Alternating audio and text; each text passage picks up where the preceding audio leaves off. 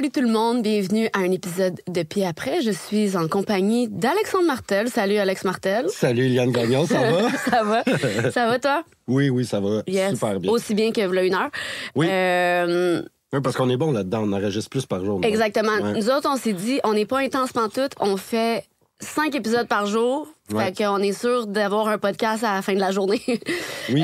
Aujourd'hui, on reçoit une femme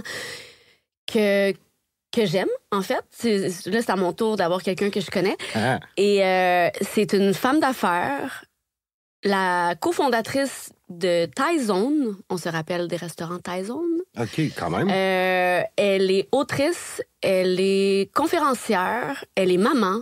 Elle se rétablit aussi d'un trouble de dépendance depuis quelques années. Elle est marraine de la marche des maisons Pélado. Super impliquée.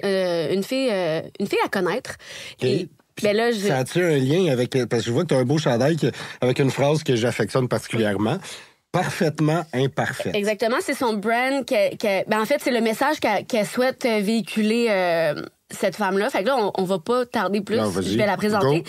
On est avec Marie-Christine Martel. Allô, Marie-Christine. Allô. Merci vraiment de l'invitation. Je suis vraiment contente d'être là. Et nous? Et nous de même. Merci d'avoir accepté. Elle arrive de Québec, genre... Elle me dit, ben oui, elle dit pas de trouble, je m'en viens à Montréal pour faire le podcast avec toi, ça va me faire plaisir. Je suis comme, wow. Mais il faut comprendre, tu sais, je travaille souvent à Montréal, j'ai au moins une fois par semaine à venir, puis des fois, c'est ma petite fille qui me fait faire des castings.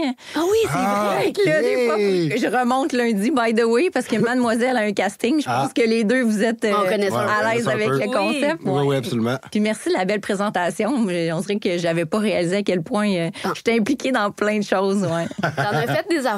Puis le pied après d'aujourd'hui, je pensais parce que t'en as quelques-uns des pieds après. T'es une fille qui a passé à travers beaucoup d'épreuves, beaucoup d'adversités. Mais on a comme choisi, j'ai des frissons, mais puis après, l'entrepreneuriat. C'est intéressant, ça. Moi, c'est un sujet qui me touche particulièrement. Et t'as participé à un livre qui s'appelle « Et si l'entrepreneuriat rendait fou? Quand génie et vulnérabilité se côtoient ». Dominique Gagnon, Isabelle, je vais maganer son nom. Nassen, avec une préface d'Isabelle Hudon de la Banque de développement du Canada. Tu parles de ton histoire là-dedans, du fait que t'es alcoolique. Oui. Et fait que t'as un pied après l'alcoolisme. T'en as une coupe. Oui, ben écoute... Je pense que c'est ça. Juste pour faire un petit topo, là, j'ai cofondé cette chaîne de restaurants-là quand j'étais quand même assez jeune. Thaizone. Oui, exactement, Thaizone. Puis quand j'ai fait la vente, parce que j'ai eu 24 succursales, puis... Oh, c'est important. Oui, c'est ça. Puis dans le parcours, ben il est venu l'opportunité de vendre. Fait qu'il est venu l'opportunité de vendre à notre compétiteur, le groupe MTY, qui ont Thaï Express. Oh. Et... ben moi, j'avais tout misé sur Thaizone, dans le fond. C'était mon bébé, là, vraiment. Puis j'avais bâti ça avec mon partenaire d'affaires qui était mon conjoint. Et là, du jour au lendemain, simultanément, je ne suis plus avec cet homme-là que j'aimais et je vends mon entreprise. Fait que là, je me retrouve du jour au lendemain en double peine d'amour, à quelque part. Ton bébé puis ton histoire Exactement. d'amour, finalement. Ouais. Exactement. Mais attends, on peut-tu dire aussi que t'es devenue millionnaire avant 30 ans? Ah, exactement. Là. Moi, du jour au lendemain, je viens pas d'une famille riche. Mes parents sont vraiment de classe moyenne. Puis là, je reçois un chèque, puis avec le chèque, il n'y a pas de manuel d'instruction. Non, hein? De comment vivre après. Après être devenue millionnaire, à quel âge? 28 Tu reçois un chèque J'avais de... 31 ans. 31. Tu reçois un chèque de... Pas qu'on surfe là-dessus pendant une semaine. Non, quelques millions. Tu sais, pas 100 millions. Des dizaines de millions, mais quelques millions. Juste assez pour que ça change une vie, là. Vraiment. 100 000, moi, ça changerait ma vie en ce moment. Fait que j'imagine une couple moi, de 5 millions. 000, ça changerait. Oui, moi aussi. Mais tu sais, je veux juste vous dire, le gouvernement, n'en prend sa partie aussi là-dedans. Oui, c'est clair. Oui, bien sûr. Bon. Wow, mais quand même, tu dis quelque chose d'important, faut savoir... vivre. Il n'y a pas de manuel d'instruction, il faut savoir gérer. Oui. Mais le pourquoi... En fait, qu'est-ce qui s'est passé, c'est que je me suis retrouvée du jour au lendemain hyper vulnérable. Là, tout d'un coup, j'avais plein de nouveaux amis, puis il y avait plein de gens qui venaient me voir pour les mauvaises raisons. Absolument. C'est ça que je veux dire par manuel d'instruction. C'est qu'on ne sait pas comment vivre quand du jour au lendemain, on a quelque chose qui peut attirer des mauvaises personnes. Et puis tu as 31 ans. Oui, exactement. Un On est bébé, là. encore... Ouais, c'est ça que je veux dire, on est quand même encore enfant, là, tu sais, Oui. à 31 ans, là. Ben, surtout Oui. quand on consomme, puis qu'on a consommé aussi toute notre Oui, vie. tu sais, la consommation a toujours fait partie de mon style de vie parce que la restauration, c'est festif et tout ça. De façon extrême ou... Non, c'était Ok. quand même, tu sais, on va dire social. OK. Puis avant ça, là, ce qui a fait que j'ai pu me partir en affaires, c'est que très jeune, moi, c'était un rêve d'avoir un restaurant, puis j'ai ramassé les sous moi-même pour Wow. partir ma première succursale. Bien, en fait, parce que je l'ai pas fait seule, j'étais avec ce conjoint-là. Fait qu'on est parti 5 ans travailler sur des bateaux, puis on a fait le tour du monde. Je vous le dis Wow. tout de suite, là, le monde des bateaux, c'est très festif. Ben oui, c'est clair. Ça veut dire qu'il y a des longues Ah ouais. périodes où ce que tu consommes pas parce que tu es en mer, mais quand on arrive au port, c'est quelque clair. chose. Oui, c'est clair. Wow. C'est Ouais. clair. À l'intérieur de moi aussi, je pense que l'alcoolisme ou la dépendance, c'est une petite partie qui est génétique. Est-ce que c'est totalement ça? Non. Mais je portais un gène clairement là, de l'alcoolique parce que mes 2 grands-parents du côté maternel étaient alcooliques, du côté de mon père aussi. J'en ai beaucoup dans ma famille. Moi, je suis une fille qui vient du Lac-Saint-Jean. Ah ouais. Alors, très jeune... Ça boit, les filles du Lac-Saint-Jean. en fait, là, tu sais, une bière, c'est pas une petite bière. Là. Non. Ça a l'air de... C'est d'une ça, là, quincaille. c'est le Ouais, shadow exact. quasiment. Fait que, tu sais, j'ai clairement Le gène. puis, tu sais, la capacité d'encaisser ça. Puis, très jeune, on me met en contact avec ça. Puis, je fais aussi la relation que c'est festif, tu sais. C'est Je ça. vois que mes parents, en tout cas, ils ont de l'air d'avoir du fun, puis ça a un effet sur quelque chose dans le corps humain. Fait que, tu sais, moi, je pars dans la vie avec cette prémisse-là, où ce que ça doit être le fun à quelque part. Tellement. Ouais. Mais tu sais, je vais prendre ma première consommation dans un garde-robe, là, tu sais, puis... Dans un garde-robe. oui, tu sais, avec des caché. parents qui m'ont dit, Ouais. vas-y, goûte-y. Puis là, je suis là, OK, je vais aller goûter avec mes petites cousines. Puis je me rappelle l'effet que ça a fait. OK. Je m'en rappelle. T'as un souvenir concret de Oui. ça? Tu sais, peut-être 12-13 ans, puis de me dire, OK, c'est pour ça qu'ils triplent là-dessus. Je le sens, moi, cet apaisement-là. Fait que, tu sais, plus tard, si je vous ramène à tu sais, cette période-là où ce que je vends mon entreprise, puis 31 que ans. c'est Une couple d'années ça. après. Puis que sur les réseaux sociaux, ça a l'air donc bien beau, puis que la vie est donc bien belle, puis j'ai une belle maison, tu sais, tout a l'air sur papier impeccable. Ouais, c'est Mais à ça. l'intérieur de moi, là, je suis En faillite. brisée. Émotionnellement? Ouais. Psychologiquement? Oui, parce que cette séparation-là, pas je le vais père vous de- épargner les détails Ouais. là, avec le conjoint Mais en c'est-tu tant le que père tel. de ta fille? Non. Non, c'est un autre, OK. Oui, c'est ça. Les signes de l'alcoolisme se sont installés à ce moment-là. Je suis capable de le dire, là, que j'ai dit, je vais prendre cette substance-là pour atténuer puis faire du bien. Non, c'est pas vrai. Pas faire du bien, mais... Ben, tu pensais que ça te faisait du bien. Oui, c'est ça. Tu sais. Et tout le monde assouvir pense quelque ça à ce chose. moment-là. Ouais. Ben oui. Et ça fonctionnait temporairement. Mhm. Fait que là, qu'est-ce que tu as le goût de faire le lendemain? C'est tu te dis, ça m'a vraiment fait du bien la veille, je vais recommencer, tu sais. Puis là, ben là, le cycle s'installe. Puis là, ben, tu sais, le pied vers la dépendance s'installe sans vraiment que je m'en aperçoive. Tu sais, c'est vraiment quand j'ai mis le pied en thérapie qu'on m'a expliqué comment ça fonctionnait la dépendance, puis que c'était irréversible, que c'était progressif. Mortel. Puis que c'était mortel aussi, exactement. Fait que, Absolument. moi, Ouais. Mais attends, tu dis que tu as mis le pied en thérapie, mais quand même, il j'imagine... s'est passé du temps. Ouais, Ben, oui, c'est ça que j'allais dire, là, parce que oui, souvent, moi aussi, j'ai fait une thérapie pas liée à l'alcoolisme, mais on comprend beaucoup de choses quand on se rend là. Oui. Mais il faut quand même prendre la décision de se rendre là. Tu sais. Mais quand on se rend là, c'est parce qu'on est rendu loin. Fait que Ouais. là, moi, ça passe vraiment un grand laps de temps où ce que je me rends pas compte qu'il y a un trauma qui a été installé en dedans de moi, puis que je vais l'amener avec moi. Parce que je pense que l'alcoolisme, la dépendance ou toutes sortes de formes de fuite, c'est juste un symptôme. Ouais. Ben oui. C'est un symptôme de quelque chose qui n'est pas réglé. Fait que, bon, mais moi, j'avance dans la vie. Finalement, je retrouve un nouveau conjoint.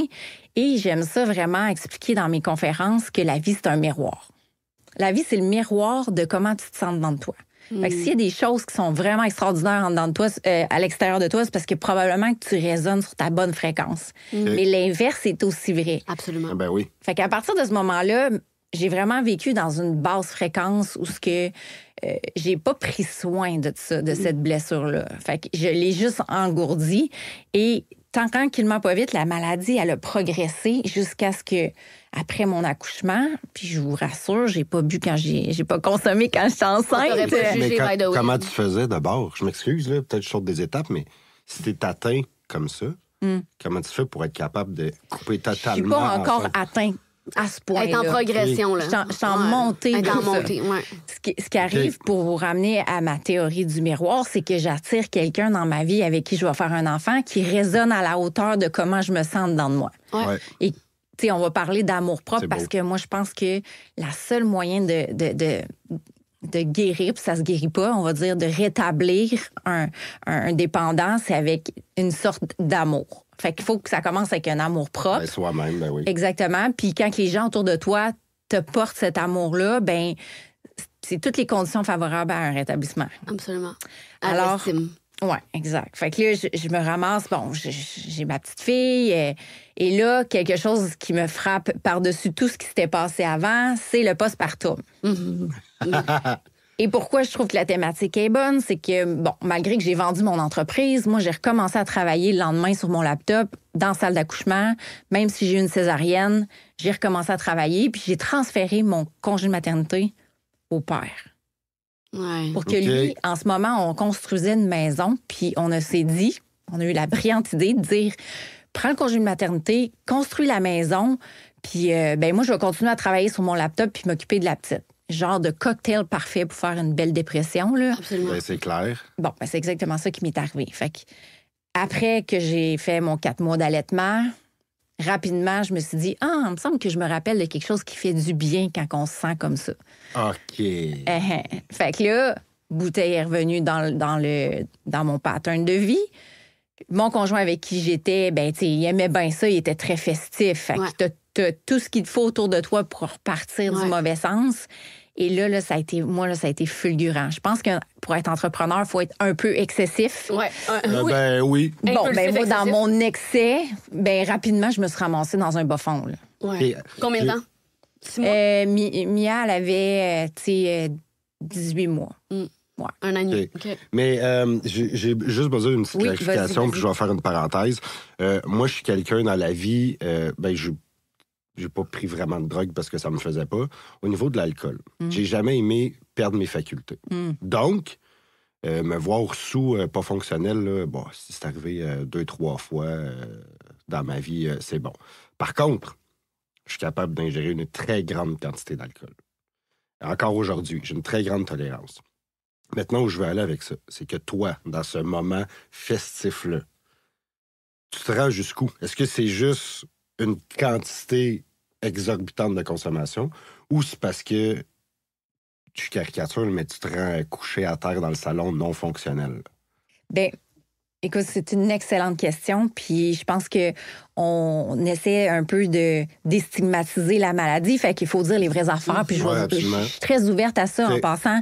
Je pense que quand je n'en parle ouvertement, ben tu sais, j'aide quelqu'un à quelque part. Puis grâce à à les plateformes puis la vitrine que vous m'offrez, ben c'est comme ça qu'on peut changer les choses. Fait que pour répondre à ta question, c'était pas un moment festif. OK. C'était un moment où ce que je consommais, mais pas pour le plaisir, pour assouvir quelque chose Ouais. ou pour geler quelque chose. Fait que c'était pas joyeux. Ouais.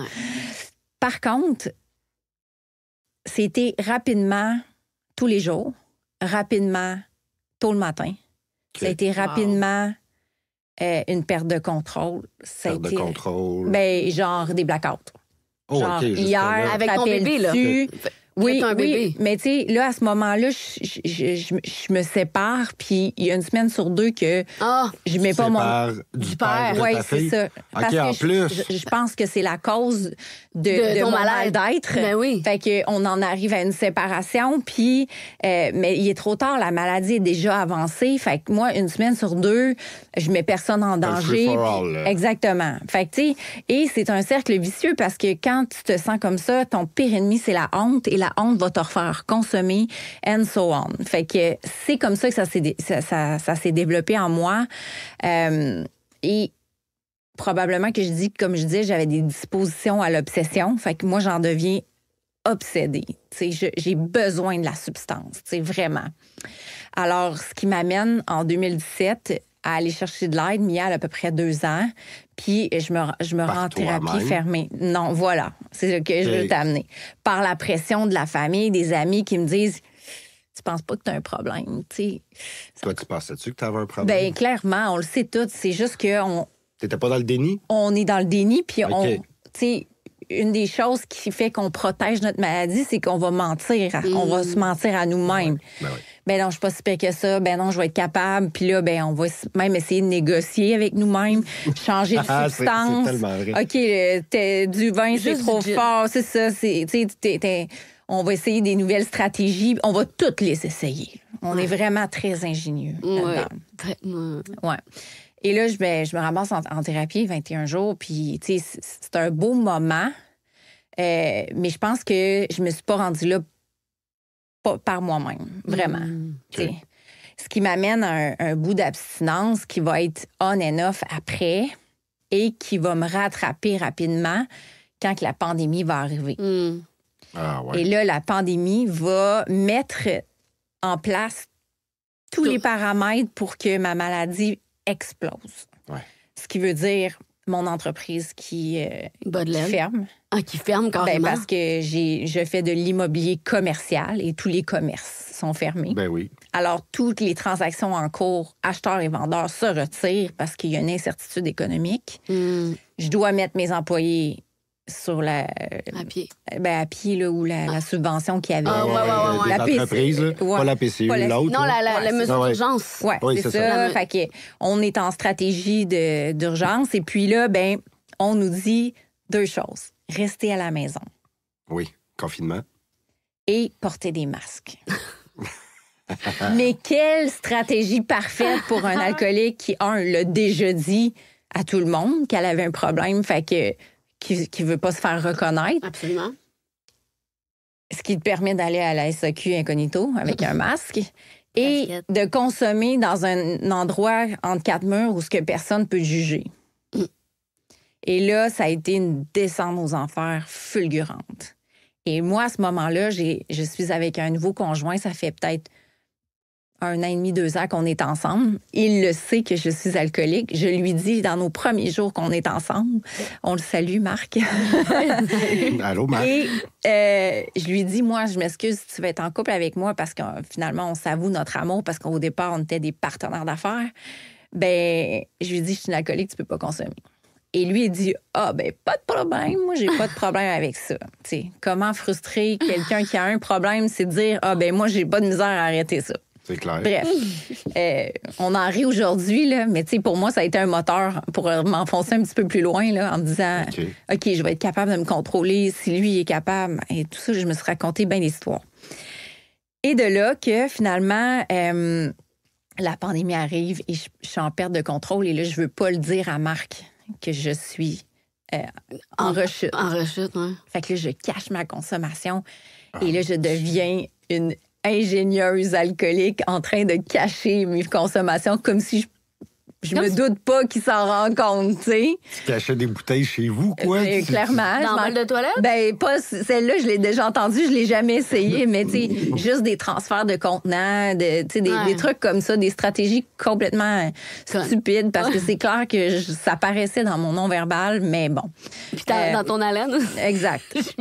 Fait que, ouais. Mais on rit, là, mais c'est pas drôle. Mais c'est vraiment pas drôle. Mais non, hey, c'est vraiment vivre dans une noirceur, là. Absolument. C'est de solitude. Et là, ben. La honte. La tu honte. l'as dit, ce mot-là, moi, il résonne. J'imagine qu'à chaque fois que tu vas te cacher pour prendre une gorgée, tu fais comme. Tu t'en veux, puis tu veux pas te faire pogner. Fait que tu as de la peur, tu as de la honte, tu as quoi d'autre qui t'habite, là? Ouais, culpabilité. T'as tout ça. C'est fou. Hein? Fait que ça empire ton problème. Fait que tu dis, je vais boire encore plus pour pas le sentir. Bref, tout ça doit avoir une fin et chacun a sa façon de prendre son bas fond. Ouais. Puis il y en a, là, c'est quelque chose d'anodin. Il y en a qu'il faut qu'ils perdent le job. Il y en a qu'il faut qu'il y ait un accident de voiture. Il y en a qu'il faut qu'ils perdent un conjoint. Tu sais, chacun, on a son bas fond, puis il est différent pour chaque personne. Fait que moi, mon bas fond, là, il était beaucoup plus anodin que ça aurait pu avoir l'air. sais, parce que moi, dans cette noirceur-là, dans le plus bas de mon plus bas, tu sais, j'ai essayé de m'enlever la vie. Parce que je me disais, j'y arrive pas. J'y arriverai pas. Tu sais, je suis incapable. Je suis pas capable de ça. Essayé? Qu'est-ce que t'as fait? Des médicaments? Non, moi, ça a été carrément la méthode dure, là, la corde. Non! Puis en bas de mon mur de béton. Bref. T'as pas réussi? J'ai pas réussi parce que mon chum me cherchait puis il m'a trouvé, tu sais. T'étais... Ouais, c'est drôle qu'on parle de ça aujourd'hui parce que, tu sais, ça remonte à 2020 puis... Ça fait pas longtemps, man! Ouais, mais je scrollais dans mon téléphone puis je sais pas pourquoi, mais j'ai pris une photo. De ce moment-là. De mon cou après. OK, parce que t'as vraiment fait le geste. Je m'en rappelle pas, là. T'étais trop seule. Je m'en rappelle pas. T'as fait l'action de? Ouais. Tu t'es manqué. Je me suis manquée, mais ils m'ont rentré à l'hôpital psychiatrique, puis j'ai resté enfermée 2 jours. Mais j'ai pris une photo à ce moment-là, puis je l'avais jamais revue, puis je l'ai vue cette semaine. Mais attends, excuse-moi. J'avais le cou tout ravagé par la corde, tout brûlé au 3e degré des 2 côtés. Puis j'avais jamais revu cette photo-là. T'as revu ça cette semaine? Ouais. On cherchait une photo de ma fille quand elle était plus jeune, puis je me suis mis à scroller, puis on prend tellement de photos que je me suis dit, je vais trouver la photo, puis à un moment donné, j'ai tombé là-dessus, puis je me suis dit, OK, Marie, efface-la pas. Non, faut que tu efface-la pas, rappelle-toi d'où tu viens. Aïe. Puis tu sais, pourquoi mon brand s'appelle Parfaitement Imparfaite, c'est que sur papier, Marie a eu 24 restaurants. Ah oui. Elle a fait le tour du monde. Elle est devenue millionnaire à 30 ans. Elle est belle. Successful. Puis guess what? Elle a réussi à se rendre là. T'as des cicatrices qui paraissent plus aujourd'hui, mais qui paraissent sur photo encore. Ouais. Mais tu sais, avec du recul, là, c'est la plus belle chose qui n'a pas pu m'arriver. Parce que je pense sincèrement que pour évoluer dans la vie, il faut passer par cette noirceur-là. Absolument. Puis ceux qui ont passé par là, c'est souvent les plus belles personnes que je rencontre. Puis on dit, tu sais, je donne des conférences, puis j'ai donné une conférence dans une école hier, puis c'était des jeunes, tu sais, qui se sont ramassés dans la rue, là, entre 12 et 14 ans, et 17 ans, puis tu sais, ils ont des PM, ils ont de la conso, tu sais, puis là, ils les gardent dans une école fermée. Puis tu sais, je leur ai dit, vous êtes chanceux, ça, c'était des femmes, vous êtes jeunes, puis ça vous arrive maintenant. Vous avez toute la chance de toute la chance de votre vie pour fleurir. Puis je leur donne toujours l'exemple d'une fleur.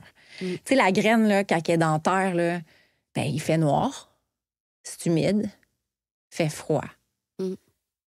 C'est le seul moyen que si on veut faire pousser une fleur, c'est de la faire passer par cette étape-là. Absolument. Tu sais, c'est ça un peu la vie, je pense. Puis moi, cette période-là, c'était la période où j'étais dans noirceur, faisait froid, j'étais seule. Puis j'ai persisté. Puis à un moment donné, ma petite pousse, elle a sorti de la terre. Puis là, maintenant, ben, je la laisse fleurir. C'est carrément ça qui fait qu'aujourd'hui, j'essaie de rendre ce parcours-là de ma vie utile. Souvent, longtemps, je me suis dit, mais pourquoi moi? Pourquoi moi je passe par là? Parce que la dépendance, c'est pas quelque chose qu'on contrôle. C'est pas un manque de volonté. Je suis la fille qui a le plus de volonté au monde. C'est vraiment là un abandon complet de tout combat. C'est de se dire, OK, j'ai essayé ça, j'ai essayé de cacher, j'ai essayé de changer, j'ai essayé d'arrêter. Maintenant, si je fais rien, puis que j'arrête de me battre, qu'est-ce qui va se passer? Au moment où je vais revenir là-dessus. Ouais. J'ai 2 choses par rapport à ça. Au moment où tu décides de passer à l'acte, c'est une forme d'abandon? Non, c'est une forme de fuite. OK. Puis, du moment où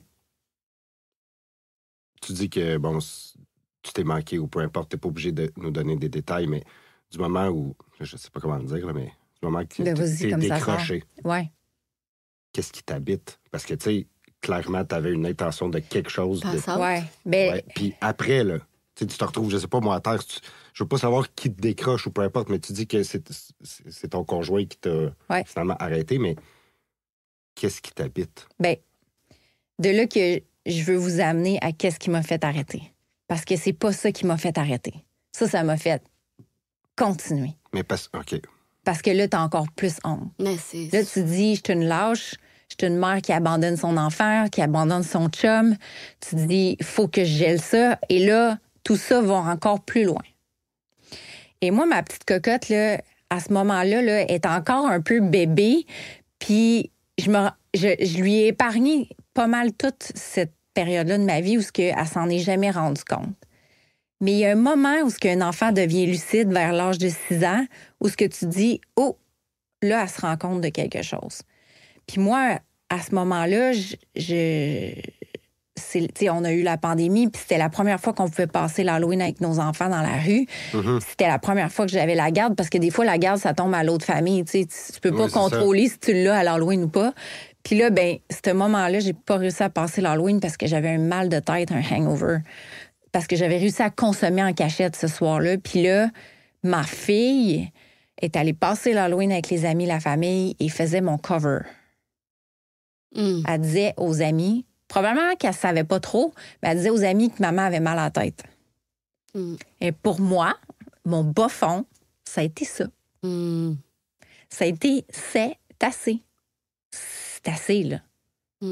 Et c'est pour ça que on est tous différents. Qu'est-ce qui va nous faire arrêter? Et c'est là que j'ai dit, je ne suis plus capable seule. Qu'est-ce que je fais? Et là, mon réflexe, ça a été d'appeler aux maisons Pellado puis de leur dire, j'ai besoin d'aide. Pour la deuxième fois. Pour la deuxième fois, mais là, ça venait de moi. Ouais, c'est pas la famille. Là. C'est pas la pression de la famille. Fait que là, je vous rappelle, on est en pandémie. Et là, la maison me dit, by the way, c'est un peu compliqué, là. Là, c'est une fille par chambre, des masques, des tests. Il faut que tu aies des tests de fait avant de rentrer. Fait que, tu sais, fais ton chiffre, là. Fait que j'ai dit, il faut vraiment que je rentre. Trouvez-moi n'importe quelle place, je vais me déplacer. Elle dit, il y a une liste d'attente, je te rappelle demain. Puis on était début novembre, là, parce que c'est après l'Halloween. Et là, je rappelais le lendemain, puis il me donne une date, puis c'est non négociable. Si tu la prends ou tu la prends pas, parce que sinon, il y a une file d'attente, puis c'est l'autre qui va la prendre. Et elle me dit, la date va être le 24 décembre. Aïe, aïe. Et écoute, l'espèce de bouffée d'amour de la vie que je venais de recevoir en me disant, hey, moi, ça va être ça, mon plus beau cadeau de Noël.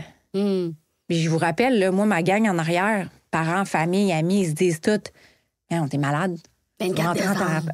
Oui, tu vas rentrer en thérapie le 24 décembre, ça va être platant maudit pour nous autres. T'as pas le choix. Mais moi, j'en fais totalement abstraction. Moi, je m'en vais en thérapie un 24 décembre. C'est la plus belle chose qu'on venait de me dire de toute ma vie. Fait que c'est passé ce qui s'est passé. Et c'est là que je dis que quand on abandonne les choses, la vie te prend en charge. Tu sais, le miroir, là, c'est que je venais, à ce moment-là, me dire à Marie, je t'aime assez que je vais aller m'occuper de toi.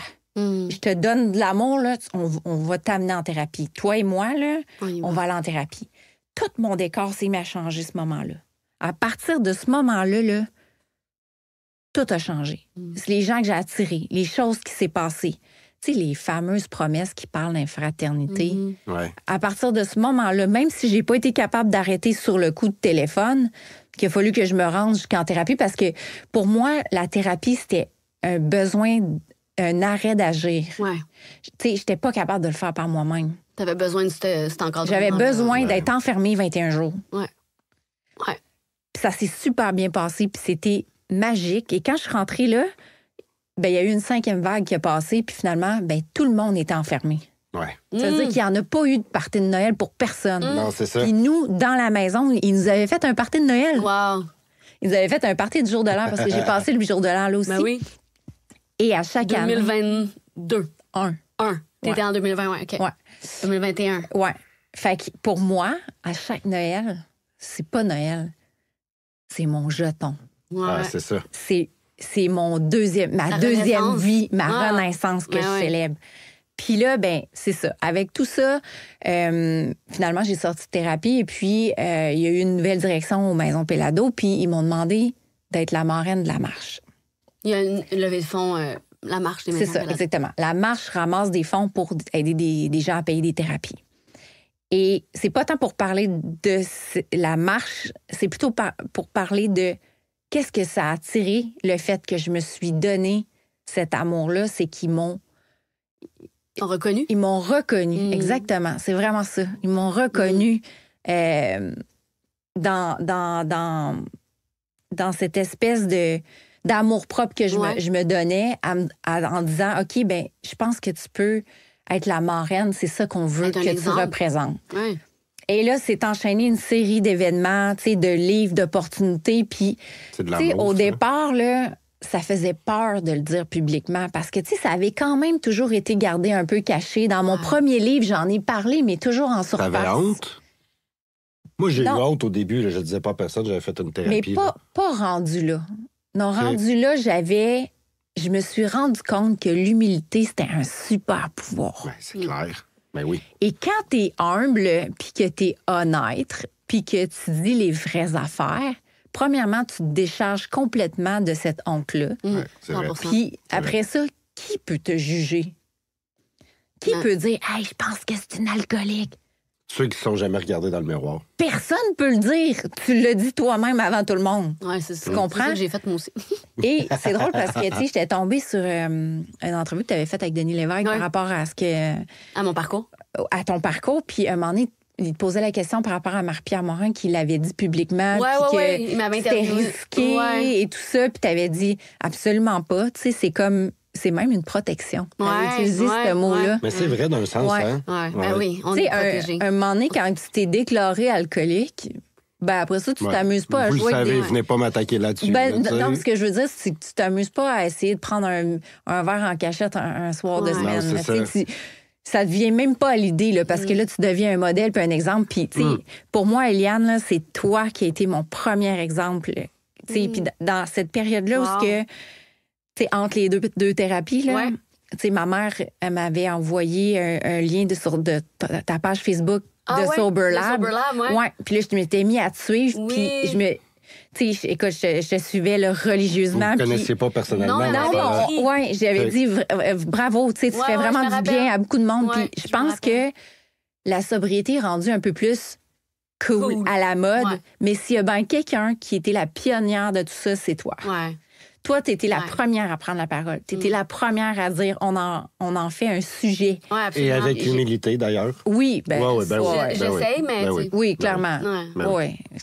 Puis, c'est vraiment tout à ton honneur. Merci. Puis tu continues de le faire en plus assidûment. J'élargis le spectre parce que je pense qu'on a tous... tu l'as dit tantôt, la substance, la dépendance, c'est quasiment un prétexte. La consommation, c'est un symptôme. On a tous un mal-être quelconque. On peut juste tout dans quelque chose. Mais la maladie d'alcoolisme, c'est pas juste lié à la consommation d'alcool. Ce n'est pas lié à la consommation d'alcool. Exactement.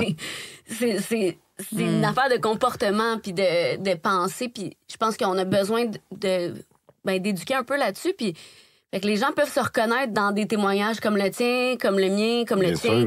Des comportements agressifs, des comportements violents, des comportements impulsifs.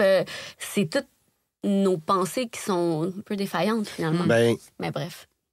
Mais c'est intéressant ce que tu dis, c'est de se reconnaître parce que hier, on était à un meeting à l'Auberge Sober Lab. Un meeting CA.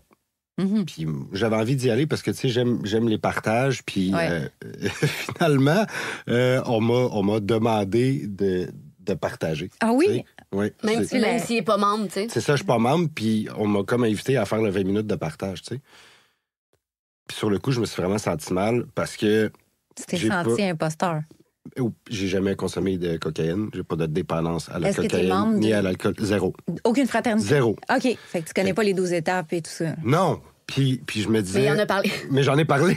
Non, il en a parlé J'en ai lu 4. Non, ça, c'est les traditions, mais... Ah oui. Non, mais dans le sens où tu as parlé sans parler des étapes, il a partagé avec humilité les comportements qu'il avait eus qui étaient défaillants, qui l'ont amené à ma thérapie, tu sais. Ouais, à ma décision, puis à une rupture, mais à ma décision d'aller en thérapie. Mais tout ça pour dire que j'avais tellement le chapeau de l'imposteur. Tu sais, il m'a demandé ça, puis il m'a pas consulté avant. Il m'a pas demandé si tu voulais. Oui, c'est ça. Il m'a pas demandé. Il a shooté ça devant tout le monde. Tu dis pas non. Tu sais. ça m'a vraiment fait du bien. Je savais pas trop comment aborder ça au début, tu sais, puis j'ai fait de la merde, tu sais, comme parler de moi, puis je me rendais compte que les regards qui étaient posés sur moi, justement, les gens se reconnaissaient, même si je parlais pas de dépendance liée à une substance, tu sais. Ah ouais, c'est fou! Puis, tu sais, il y a tout le temps la section... Ben, pas la section, il y a tout le temps La partie question. Ben, ou commentaires, Ouais, tu sais. discussion, là, ouais. Puis les commentaires que les gens ont dit, ben, les gens se reconnaissaient, les gens faisaient des associations des fois à des gens proches d'eux, soit dans leur famille ou soit dans... Ouais. Puis, fait que, tu sais, j'étais dans un meeting où je suis pas membre puis que j'ai pas de dépendance, mais le discours est que... faisant en sorte qu'il y a bien du monde qui se reconnaissait. oui. Fait que peu importe la dépendance, peu importe le trouble, peu importe Le comportement. quand on en parle, ben on fait grandir des gens. On permet à d'autres de le faire. On fait cheminer. Puis nous-mêmes, on chemine quand on parle. Moi, hier, ça trottait dans ma tête, là, solide. Là. Moi, j'arrête pas de dire que les fraternités, c'est le plus beau modèle social qui existe au monde. Et juste faire une petite parenthèse, là, moi, ma grand-mère était une alcoolique. Ouais. Et elle est décédée, j'avais à peu près 16-17 ans, puis elle est décédée en faisant un partage. Hein? Ah! En faisant le partage? Live. Oui, là, elle a fait un AVC. Ben non! Elle est tombée au sol. Puis finalement, ils l'ont réanimée, puis elle est décédée quelques semaines plus tard. Mais c'est une longue histoire, là, je vous fais ça très court. Ouais.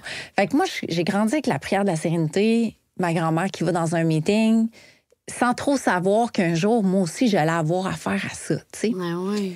Et, tu sais, ce livre-là, justement, parle en général de santé mentale. Parce que, tu sais, on parle de santé mentale. Puis, tu sais, ça peut être de la dépendance. Puis, by the way, de la dépendance, il y a des substances nocives qui causent des problèmes. Mais, tu sais, un téléphone, c'est une dépendance. Le shopping, le sexe, tu sais, on peut aller loin là-dedans. Puis, la santé mentale, là, tu sais, souvent, les gouvernements disent il n'y a pas d'argent pour avoir des psychologues, puis on n'a pas d'aide pour les psychologues. Puis, moi, je me dis toujours, la solution, là, ça serait d'avoir des groupes de partage pour chaque problème. Des dépressifs anonymes, des némites anonymes. Des motifs anonymes, ça. Oui, exact. Parce que premièrement, c'est gratuit. Oui. Absolument. Ça coûte nada, à part la poignée de chance que tu as dans ta poche. Dans ta poche. Si tu veux bien contribuer, parce que tu n'es pas obligé. Exact. Et je le disais au départ, pour guérir, bon, pas guérir, mais rétablir un dépendant. Il y a une forme de guérison quand même, on va se le dire. Ben oui, absolument. Oui, exact. Ça passe par l'amour. Ouais. Okay, ça, c'est l'amour. Et quand que tu vas voir un psychologue, là, moi, je suis allée pendant des années voir des psychologues. Je me suis jamais sortie de rien de cette façon-là parce que lui, il est payé pour faire sa job, il va te dire quoi faire. C'est pas une relation d'amour. C'est très, très théorique. Tu sais. Transactionnel. Il y a de l'écoute. C'est transactionnel. Il y a de l'écoute. Fine, je suis pour ça au bout. Mais dans une fraternité, quand les gens sont les deux genoux à terre, puis qu'ils ont l'humilité grand comme ça, puis le cœur ouvert, qui t'accueille avec amour, c'est ça qui guérit les gens, qui rétablit les gens. Ce qui fait que ça fonctionne, le mouvement. Oui, il y a les 12 étapes, il faut que tu fasses tes lectures et tout ça, mais à la base, c'est l'amour et l'écoute 100%. et l'empathie et la compassion que les gens ont entre eux, c'est curatif. Et l'humilité. Et l'humilité. Moi, j'ai appris qu'avoir de l'humilité pour moi-même, c'est curatif. C'était un médicament extraordinaire. Exact. Et ça, si on établirait ça dans la société, tout le monde aurait accès à leur thérapie. Ouais. Ouais. Mais s'il y a l'étiquette, malheureusement, je suis 100% d'accord avec toi, mais la fameuse étiquette, tu sais, puis moi, c'est un sujet de prédilection, le label d'alcoolique que moi, j'ai porté, que je porte encore, mais que je m'identifie moins maintenant à l'alcoolique parce que je me rétablis tranquillement, puis je me rends compte à quel point je suis un être humain qui a des défaillances, qui a eu des comportements, qui est parfaitement imparfaite, qui a fait des choses, puis que je me rétablis de tout ça, de ces... Puis je m'en allais pas là, je voulais dire que... L'étiquette, mais avant tout, c'est que on dit que dans un TED Talk, puis j'ai pas le nom du gars qui a fait le TED, faudrait que je le trouve, mais que l'antidote à l'addiction, c'est la connexion. Fait que dans le fond, quand tu connectes avec un être humain, tu te prévaux de cette addiction-là parce que c'est ça, l'antonyme de... Puis l'antonyme de la dépression, c'est l'expression. Fait que si tu t'exprimes, tu vas pas déprimer. Ben oui, mais tout ça, et pour revenir à toi... Ben, moi, je savais pas comment avant. C'est ça qui a créé beaucoup de... Puis ma conjointe à l'époque, parce que l'élément déclencheur, c'est une séparation. Fait que les deux, on savait pas comment 100%. s'exprimer. Mais la communication, ça s'apprend. Ouais. Ça s'apprend. Puis moi, j'apprends encore. Je trouve que les fraternités, c'est un bel safe space, espace sécuritaire pour apprendre à communiquer. Pour revenir à ce que toi t'as fait hier, c'est que justement, si t'es ouvert le cœur, les gens se sont ouverts le cœur, peu importe, membre, pas membre, c'est pas ça l'important.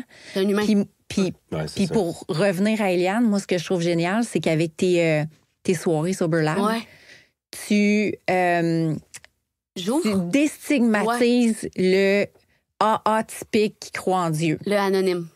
Ouais. Fait que moi, là, je trouve ça génial parce que tu vas rendre ça accessible à ceux-là qui disent « Ah, moi, ça me fait peur une salle de meeting, une ça enlève salle le d'église. » stéréotype, là, aussi, là. Puis, c'est ça, toi, c'est exactement ça que tu fais. Tu rends accessible cette thérapie de groupe-là qui fait du bien. Absolument.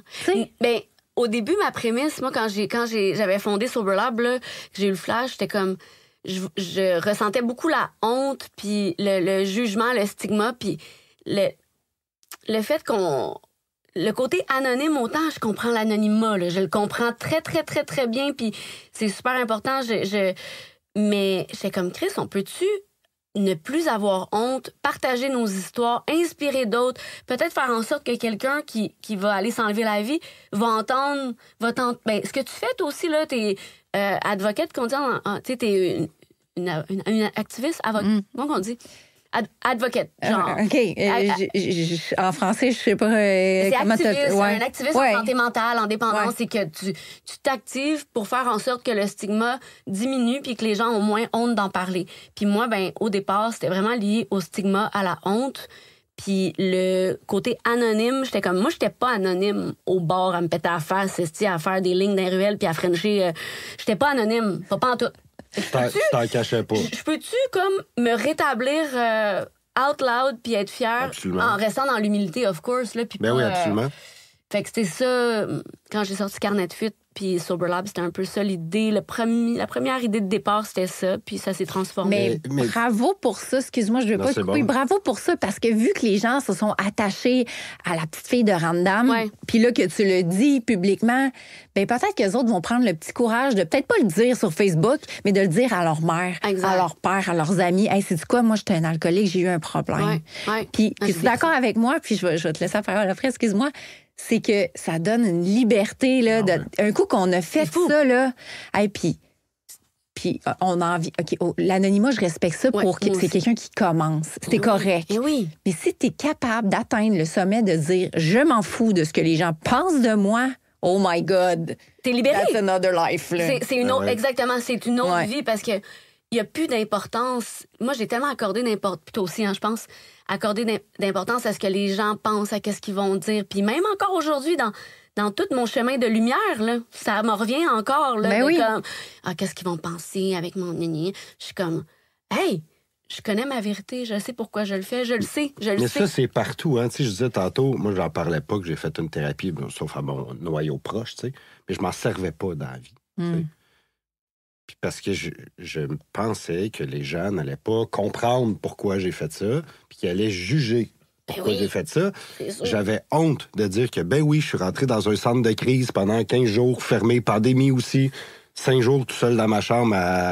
Mais j'avais peur de le dire. Puis pourtant, c'est une des plus belles affaires qui est arrivée dans ma vie, là, honnêtement. Là.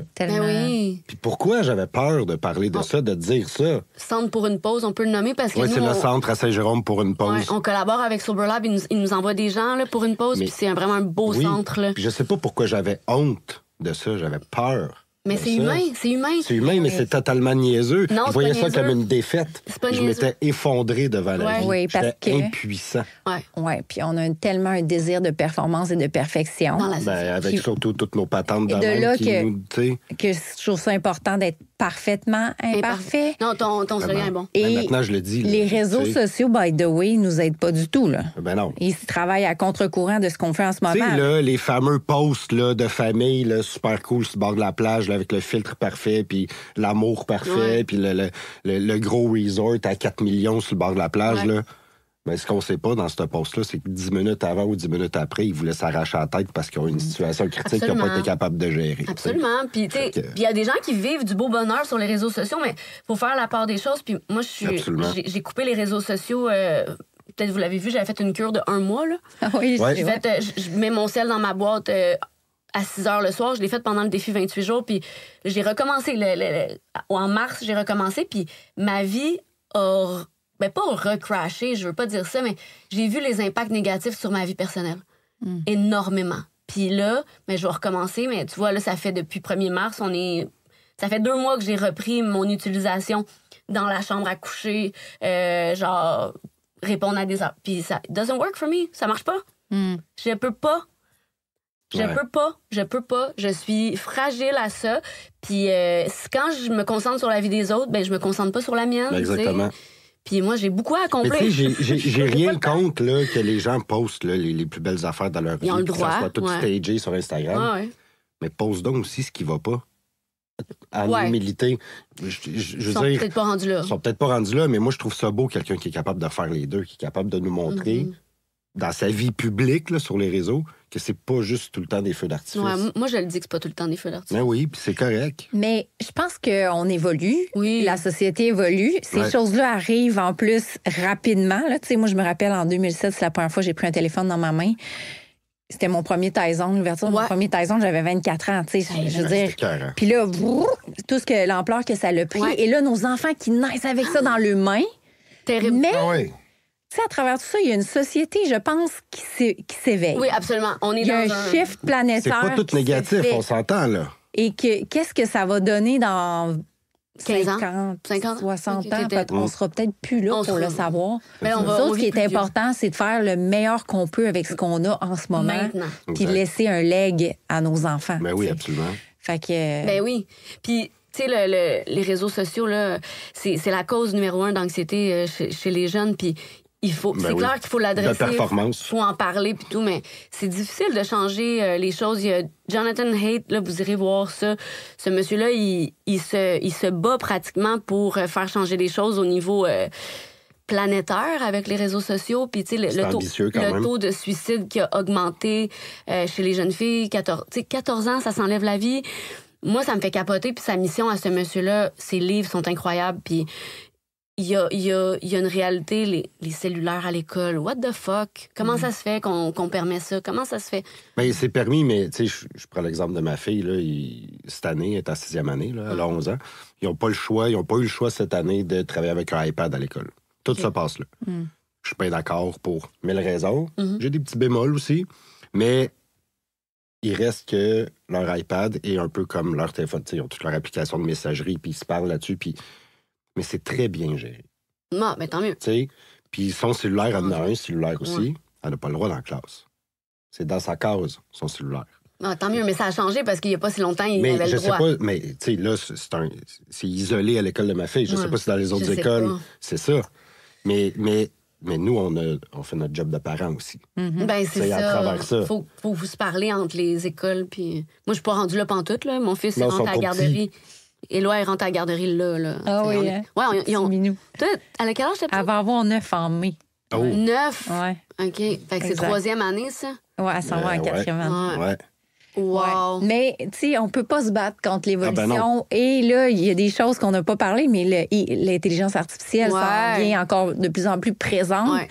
Alors, qu'est-ce qui est important? Est-ce que c'est d'essayer de se battre contre les grands débats sociaux ou c'est de se concentrer sur qu'est-ce qu'on peut changer? Je pense qu'on peut changer le monde une personne en changeant nous-mêmes. Oui. Il faut commencer par soi. Exactement. Le plus grand pouvoir qu'on a. Be the change. Oui, exactement. C'est Andy qui dit ça. Et ce changement-là que j'ai fait ou que j'ai vu des gens faire ont c'est ça qui a de l'impact. Tu sais, moi, je le vois, l'impact là, que j'ai. Dans nos familles. Oui, dans nos familles, mais dans le monde. Ça en est un impact, ça, ce podcast-là, avec les gens, avec les livres, avec les amis. Tu sais, c'est là qu'on change le monde. Absolument. Tu sais.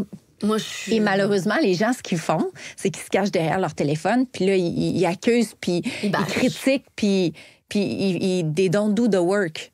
t'sais. Ouais, ils font pas le work sur Non, eux-mêmes. exact. Mais ils vont pointer du doigt, par exemple, qu'est-ce qu'elle a fait, puis qu'elle a pas fait, puis qu'elle aurait dû faire. Mais ça, comme je dis, là, ça me c'est souvent des gens qui ont peur de se regarder dans le miroir, ou pas qui ont peur, mais qui ne l'ont pas fait encore. Beaucoup de la société a Tu sais, peur de là, se regarder dans le miroir. je vais en parler, OK, 2 secondes, là. C'est un livre coécrit par Oprah Winfrey et Dr. Bruce Perry. Que vous est-il arrivé?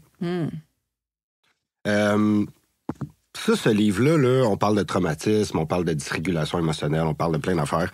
Puis je pense qu'on en a parlé souvent dans le podcast. Mais puis il est magané. Ça a été mon livre de thérapie, en fait. Puis je prends 2 secondes pour te l'expliquer. Avant de rentrer en thérapie, j'ai dit, bon, je vais aller me chercher de la lecture. Fait que je rentre dans une librairie. T'avais le droit, toi? J'avais le droit. Mais je savais qu'il allait m'en pas le donner plein. Mais en fait, je savais pas si j'avais le droit. Mais j'ai même pas posé la question, tu sais. Mais j'ai dit, je vais aller me chercher quelque chose. Fait que je rentre dans la librairie, puis sur un des présentoirs vedettes, je fais 10 pieds dans la librairie, puis je vois ça. Que vous est-il arrivé? Synchronicité. La Mais vie, t'avais... C'est ça. C'était Sauf ça. que dans ce livre-là, tu te regardes en crise Ouais, c'est des dans le miroir. Puis tu vas jouer très loin. Fait qu'il faut être prêt, tu sais. La première fois que j'ai commencé à le lire, j'ai fait une coupe de pages, puis j'ai mis de côté pendant 2 jours. J'étais pas prêt à ça. Ah oui, hein? J'avais vraiment pas envie d'aller là. Puis là, ça a l'air épeurant comme livre, là, mais pas du tout. Toi, tu l'as lu, là. Ouais. Ça peut être difficile au début, mais c'est extraordinaire. Fait que je veux juste dire que... C'est une livre sur la responsabilité, en fait. Oui, mais tu sais, il faut être prêt à se regarder, à accepter qu'on veut changer les choses Qu'on peut pour changer. nous, qu'on peut changer les choses pour nous, Marc Aurèle. tranquillement. Mais tu sais, moi, après ça, le beat que j'ai décidé de prendre dans ma vie, mais ça a eu un impact direct sur ma relation que j'ai encore avec la mère de ma fille. Parce que ça serait totalement différent aujourd'hui. Ma relation avec ma fille, tu sais. Fait que les bénéfices que j'en ressors de tout ça, d'avoir fait la paix avec moi-même, c'est que positif. Là, tu sais. Ben oui, absolument. Mais tu sais, moi, je pense que, premièrement, on se rappelle toutes pas de qu'est-ce qui était notre vie avant qu'on vienne sur Terre. Non. OK? On ne sait pas ce qu'il y aura après. Non. Non plus. Tout ce qu'on sait, c'est qu'est-ce qui se passe entre les deux en ce moment. Et moi, je crois sincèrement, parce que, tu sais, après avoir essayé de s'enlever la vie, on s'en va deep un peu dans des réflexions. C'est moi des livres, là, ma bibliothèque est immense. Pour me rendre compte qu'il y a quelque chose qui revient souvent dans les auteurs, c'est qu'on vient sur Terre, on s'incarne sur Terre pour évoluer. Oui, finalement. Pour changer quelque chose, pour apprendre quelque chose, mais pour évoluer. Et si we don't do the work, comme on a dit tantôt, on va revenir. La leçon va être encore plus grande. Hein? Ouais. Oh my God. Puis l'histoire va se répéter jusqu'à temps que cette évolution-là se fasse. Over and over again. Un coup que j'ai compris ça, moi, là, je me suis donné la dévotion de me dire qu'est-ce que j'ai à apprendre sur cette terre. Et c'est pour ça que dans mon rétablissement, je me suis dit, il y a un gros apprentissage qui se passe là. Quand je vous ai parlé de l'effet miroir, il y a eu un gros apprentissage là-dedans. Fait que oui, c'est dur d'aller là. Tu le dis, beaucoup de gens veulent pas le faire. Mais quand on y va, là, on fait comme wow. Tu sais, la perspective de recul, c'est de dire, hey, je suis partie de là. Hey, moi, je suis partie de la noirceur, là. Un bout, là, que c'était vraiment pas cool. Là. Puis là, je me recule, je dis, OK, mais la fille qui était avant la noirceur, là, c'est plus la même. Ben, c'est sûr. Puis là, je me dis, moi, je veux plus me réincarner. Je veux pas revenir. Non. Je fais des blagues, mais tu sais, pour me dire que, OK, tu sais, on va maximiser ce temps sur cette terre-là. Absolument. Puis, tu sais, moi, je la connais, la recette pour faire de l'argent. Là, okay? Mais que je meurs, l'argent va rester dans le compte de banque ou va aller à ma petite. Mais quand je vais mourir, ce que je vais avoir laissé comme legs de changement, d'inspiration ou de ce travail-là que j'ai fait sur moi-même qui va rester à ma fille. Puis peut-être qu'un jour, on n'entendra plus parler de moi, mais ça sera pour qui ça aura affecté. C'est pas important le nombre de personnes. Ouais. Je suis pas Tony Robbins, j'ai pas accès à des millions de personnes. Mais même Tony c'est Robbins, ça la vie. Ouais. C'est ça le but de la vie. Juste parenthèse, même Tony Robbins, toutes les personnes, les influenceurs, on se rappellera plus de nous au final, tu sais, je veux dire, fait que ouais, make it worth it, tu sais, fais ton passage sur Terre beau, nécessaire, le fun, impactant, puis tu fais ce que tu peux. Oui, puis tu sais, je me suis rendu compte aussi qu'il y a beaucoup de la souffrance, qu'on parle d'anxiété, on parle de santé mentale. C'est quand notre mental, notre hamster là, qui est de course, là, Et soit dans le passé ou soit dans le futur. Absolument. Ah, ben Fait oui. que soit on va Dans les ruminer le appréhensions. passé de « Ah, mon Dieu, j'ai fait ci. » C'est sûr que tous les matins, je me lève, je me dis « Ah, mon Dieu, j'étais un alcoolique. » Tu sais, je pars là-dessus, je pars mal ma journée. Puis si je commence à me dire « Bon, ben demain, OK, mon bill, client m'a ouais, c'est m'a ça. pas payé. » Là, j'ai pas de contrôle là-dessus. Là, le contrôle que j'ai, c'est sur le moment présent. Tu sais, je trouve que le moment présent est un mot un peu surutilisé. Ouais. Absolument. Galvaudé, Je vis là. dans le moment Galvaudé. présent. Je Mais respire dans le moment présent. Mais reste que c'est une réalité. C'est la- Il c'est faut la seule savoir affaire qui comment existe. l'adopter, par exemple. C'est en la fait- seule chose qui existe. en fait, c'est la clé pour arrêter de souffrir. Ouais. Ouais. OK? Fait que, allons pas dans les grandes théories de respiration, là. Si tu veux arrêter de souffrir, là, reste ici, là. Ici, maintenant, là. Exact. Mais Ici- restez groundé. Mais ouais, Ici, vas-y donc. ici, maintenant, moi, je voulais lire le petit passage. Vas-y. OK. Et si l'entrepreneuriat rendait fou? Je confirme, quand génie et vulnérabilité se côtoient, ça sort quand, là? C'est sorti. C'est sorti? Oui, on est en plein En pleine campagne promo. de... ouais. Bon, ben excellent. Superwoman et alcoolique. Parfaitement imparfaite, Marie-Christine Lay, avec un penchant pour le parfait. Belle comme ça se peut pas, avec sa taille effilée par des heures de yoga, ses longs cheveux châtains et ses grands yeux bleus, la jeune femme semble avoir tout pour elle. Un amoureux qui lui donnerait le bon Dieu sans confession, un enfant modèle déjà actrice, une maison de rêve et tout ce qui va avec. Fonceuse et carriériste, la femme de tête entrepreneur est avant tout une fille de cœur. Et derrière l'image bien léchée, elle s'est recroquevillée en petite boule plus d'une fois avant de se relever, haute et fière, pour raconter son histoire. Merci à Isabelle C'est qui a beau. écrit C'est ce beau. texte-là. C'est Oui, beau. vraiment une plume incroyable. Isabelle Hudon? Ouais, non, Isabelle Nassen. Ah, qui a Nassen, été- ok, ouais, c'est oui. elle qui est la plume derrière ces textes-là. Fait que, ouais, En exact. fait, ma vie d'entrepreneur avait commencé, c'était poursuivi dans la folie. Nous avions eu un succès fulgurant. Ça a l'air... Ben, de un, je vais le lire parce que tu me l'as offert. Mais je Je vais vais... lire ça aussi. Wow! Ben oui. Bravo de faire ça. C'est tellement important parce que les entrepreneurs souffrent, hein? Ah, beaucoup, beaucoup. Ben, écoute, oui. Ben, tout le puis monde, là, mais... Tout le monde souffre, mais j'ai eu quelqu'un de passage dans ma vie de très, très important qui était médecin de famille. Le monde de la santé souffre Ouais, c'est énormément. Je l'ai accompagné, pour le peu que j'ai fait, mais je veux dire, je l'ai suivi dans une transition professionnelle. Mais ce qu'elle me racontait, des fois, c'était comme des appels à l'aide un peu. Tu sais. clair. Ouais. Puis on a tous besoin d'aide et de suivi. Et eux aussi. Ah, Ben tellement, oui, 100%. ben Mais tellement. Il y a une Sinon, il y a une plus. névralgie Ouais. dans tout ça. Ouais.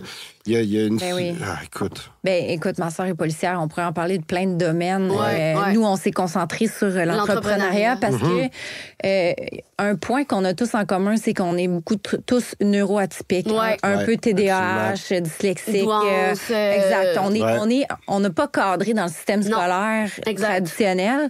Et là, on se ramasse que nous, on veut refaire le monde avec peu de moyens, peu de soutien. Les gouvernements Exact. Nous oublient. nous oublient, exactement. Ouais. On prend des risques. Des gros risques. Exact. Risque financier, Oui. psychologique, physique. Voilà. Puis, tu sais, on se retrouve que, tu sais, on est fragilisé Ouais. des fois par des événements. Puis, ben, c'est Vraiment. ça, on avait le goût Ouais. de partager ça. C'est écœurant, écoute, vraiment. J'ai C'est vraiment... Dominique Gagnon Oui, qui est le cofondateur de Connect Ego, conférencier, auteur, papa de 2 petites filles. Ouais. C'est Désigné son entrepreneur de initiative. l'année par Desjardins, nommé par les 15 personnes les plus innovatrices au monde. J'aimerais bien ça le Tu rencontrer. sais, le titre en dit beaucoup. Le titre, même si je connais pas grand-chose de l'entrepreneuriat, vient me chercher autant Ouais. que quand on me dit que vous est-il arrivé. Tu sais, ça dit Ouais. Ouais. énormément Oui. de choses. Oui, Oui, oui. c'est ça. Mais Puis- est-ce que ça donne le goût de devenir entrepreneur? Sûrement pas tant. Oui. Faudrait poser la question à Dominique. Je vais t'envoyer Ouais. son contact. Tu sais, je pense qu'être entrepreneur, c'est pas un choix. Non, C'est c'est intrinsèque. Ouais, c'est ça. C'est Tu l'es, tu le sais. Puis je pense que ça peut décourager les gens qui pensent que c'est glamour, l'entrepreneuriat. Oh, mon Dieu. On a glamourisé l'entrepreneurship, tu sais, avec des émissions comme Les Dragons et tout ça. Ben, on a glamourisé le résultat, Oui. Ouais. mais peut-être pas le processus. Ouais, c'est ça. C'est ça l'affaire. Puis, Ouais, le processus, ben, on en parle c'est moins. ça. peut-être. Je pense que ça. les vrais entrepreneurs vont passer à travers. Ceux qui pensent que c'est cool d'être entrepreneur vont peut-être être découragés. Ouais. Mais ça, c'est la C'est vie. une crise de job, on va se le Tu sais, dire. c'est comme là. être acteur, vous venez du domaine Ouais. de... Mais c'est de l'entrepreneuriat, by the way. Là, Oui, acting. oui. Ouais. Mais tu sais, Ouais. il y a quand même un côté... Parce que là, moi, j'ai navigué un petit peu dans Ouais. ce monde-là avec ma fille. J'avais Ouais. jamais embarqué sur un plateau de tournage. Ouais. Puis là, j'ai été impressionnée, Ouais. mais aussi... C'est des grosses machines. oui, puis tu sais, ma petite, elle avait 7 ans là, quand elle Ouais. a fait le film La Petite et le Vieux, puis c'est du travail. Ben oui, Oui. c'est du travail. Puis là, tout ce qu'on voit, nous, Pour c'est les une tapis petite, rouges. De 7 ans, c'est du Oui, travail. c'est ça. Mais tu sais, on voit des tapis rouges, puis on dit, c'est vraiment cool. On le voit sur le dessus de la magazine la Ouais. semaine. Il y a puis c'est- tellement d'autres choses en arrière de ça. là. Puis là, tu sais, moi, ma petite 12 heures de tournage, action coupée, on recommence. Ah ouais, c'est débile. Ça a été ça pendant pas 12 grave. heures. Je travaille à la maison aussi, de préparation. Puis de... Oui, c'est C'est ça. Ben, tu sais, puis là, c'est moi qui est maman coach Qui donne la là-dedans. réplique. Oui, Ouais. exact. Puis là, je me suis dit, oh boy, OK, non, c'est pas. Fait que, tu sais, je pense que c'est la même chose. Si t'es un acteur, puis t'as ça dans le sang, ben, tu sais, les autres vont se tasser. Ceux qui sont là pour le fame ou Ouais, le glam, exact. ils vont se Ah tasser, ouais, tu sais. absolument. Exact, 100%.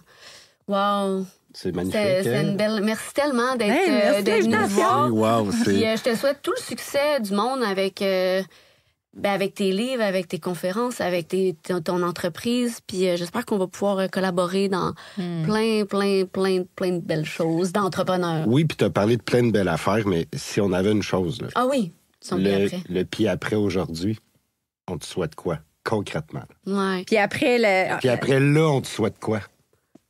Ici, maintenant. moi, là, avec tout ce qui s'est passé, tout ce qui est arrivé, je veux juste partager avec le plus de monde possible mon histoire pour qu'on en arrive à une société qui est plus cool, Éveillé. puis plus relax, Ouais. puis plus éveillée, Ouais. plus consciente. Moi, si je peux juste faire ça de ma vie, là, je demande pas plus que ça. J'ai beaucoup baissé mes standards d'accomplissement. Tu sais, je Ouais. pense qu'on peut Ouais. accomplir des grandes choses dans des petits objectifs. Ah, on n'est pas obligé d'être Tandis sur le que- gun tout le temps. Là. Ben, je l'ai connu, ce style de vie-là, où ce que j'ai passé 10 ans de ma vie à faire que travailler et à pas vivre. Maintenant, j'ai prends plaisir à des petites choses comme ce matin, d'avoir fait la route pour moi. C'est un plaisir, puis de le faire avec vous autres, ben c'était vraiment Ouais, extraordinaire. c'est beau, ça. Merci. Merci, Marie. Merci. On se Bonsoir. revoit très bientôt pour un autre épisode de Pieds après, Ouais. qui va être dans pas long, là, pour nous. Bye tout le monde. Salut. Bye, Eliane. Bye. Bye, Marie. Merci. C'est là.